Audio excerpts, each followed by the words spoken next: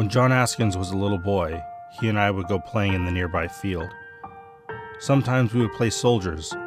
More often, though, we would get the neighborhood kids to hike up the nearby hill and play a rough game of King of the Hill. We would push, punch, crash into one another. We would collide. More often than not, both children would separate and roll down opposite sides of the hill. The next two kids would stride in the middle of the hill and collide.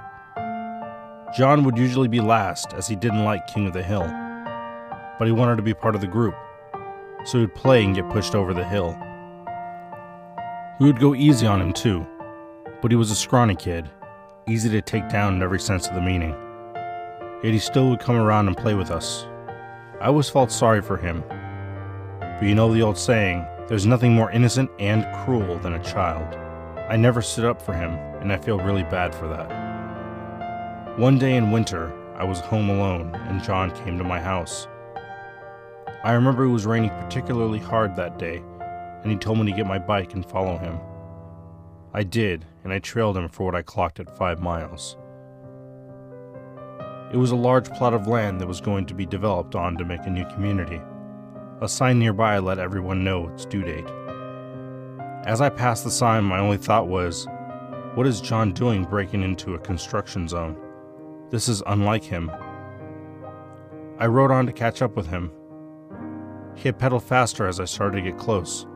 I followed suit to try to keep up. The rain smashed against me as I pumped each leg on the pedals. John had veered into an empty building. I came up beside him and skidded to a stop, whipping my bike around so that our bikes made a capital T. "What are we doing here?" I asked. "I wanted to show you something." "What is it? Why are we out here in the cold rain getting soaked to the bone?" "Follow me." I followed against my better judgment, which was telling me to turn around and pump my legs fast to get out of there. But I followed my friend. I dropped my bike and walked with John. He knew where he was going. He must have been here a few times. Turn here, duck under the tarp, move this beam. It all seemed second nature to him. We finally came to a hole in the ground. John motioned me to jump. I hesitated. He took the lead and jumped in as if he had planned to go first the whole time. I waited, looking back. We were both too far now. I wouldn't be able to chart my way back without John. I jumped in after him. It was dark. I felt a hand touch my shoulder and trace down my arm to my hand. John led the way. We walked a little ways and we stopped. The hand holding mine softened its grip and slid into the darkness. I waited a few seconds. "John! Where are you, John?" No answer. I was scared. I backed away and tripped over something. I felt a mound. I bolted to my feet and heard a moan, and breath escaped the mound. The sound was coming from everywhere, but that could have been the fear. I ran and climbed, clawing at the dirt to make my way out. I fumbled to get back to my bike.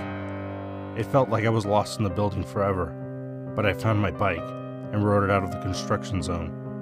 Rain coming down all around me. I still made it back home in record time. As I whipped my bike around to be parallel with the garage door, I saw John Askin walk out of my house. I looked at him frozen, chilled to the bone by the cold. Or maybe it was fear.